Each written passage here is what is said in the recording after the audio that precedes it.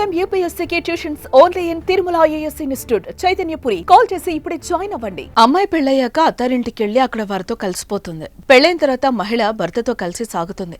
వారి కుటుంబంలో భాగమైపోతుంది. అందుకే భర్త ఇంటి పేరును తన ఇంటి పేరుగా మార్చుకుంటుంది. మన సమాజంలో అనాదిగా వస్తున్న సాంప్రదాయం ఇదే. ఒకవేళ పెళ్లైన తర్వాత కూడా ఆమె ఇంటి పేరును కొనసాగించొచ్చా? అలా చేస్తే ఏమవుతుంది ఇప్పుడు తెలుసుకుందాం.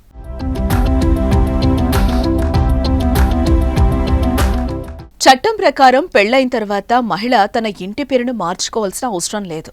రాజ్యాంగం ప్రకారం అది పూర్తిగా వారి ప్రాథమిక హక్కుగా పరిధిలోకి వస్తుంది. ఏ పేరుతో కొనసాగాలన్నది వ్యక్తుల ఇష్టం. అయితే పేరు మార్చుకునే విషయంలో మాత్రం 3 ఆప్షన్స్ ఉన్నాయి. వివాహిత తనకు పెళ్లి కాకముందు ఉన్న ఇంటి పేరుని కొనసాగించొచ్చు. పెళ్లి కాకముందు ఉన్న ఇంటి పేరు స్థానంలో భర్త ఇంటి పేరును చేర్చుకోవడం రెండోది. మన దేశంలో అయితే చాలా మంది అదే పద్ధతిని అనుసరిస్తూ ఉన్నారు కూడా.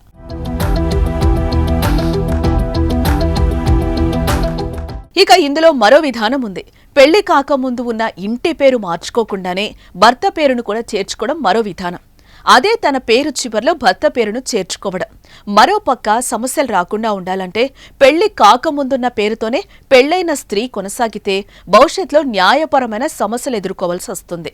కుటుంబపరమైన వివాదాలు తలెత్తితే అటువంటి సమస్యలు ఏర్పడతాయి.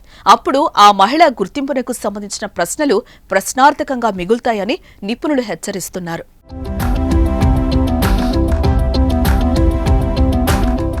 ఇక ఊహించని ఆస్తి, ఇతరత్ర వివాదాలు తలెత్తిన సమస్యల బారిన పడకుండా ఉండేందుకు పెళ్లైన మహిళ తన ఇంటి పేరు స్థానంలో భర్త ఇంటి పేరును చేర్చుకోవడం మంచిదని కొందరు సూచిస్తూ ఉంటారు.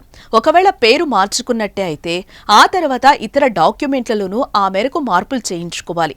2-3 ఆప్షన్లలో ఏదైనా ఆ మేరకు కీలక డాక్యుమెంట్లలో పేర్లను కూడా మార్చుకోవాలి. దాంతో ఆర్థిక, ఆస్తి లావాదేవీల సమయంలో ఎలాంటి సమస్యలు తలెత్తవని నిపుణులు అభిప్రాయం వ్యక్తం చేస్తున్నారు. మొత్తానికి పెళ్లైన తర్వాత భార్య భర్త ఇంటి పేరును మార్చుకుంటే అన్ని విధాలుగా లాభాలు చేకూరుతాయని, అందుకే భర్త ఇంటి పేరును మార్చుకుంటేనే మంచిదంటూ పలువురు అభిప్రాయం కూడా వ్యక్తం చేస్తున్నారు.